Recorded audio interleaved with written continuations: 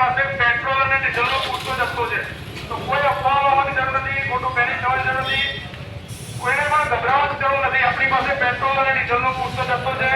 શાંતિ રાખો.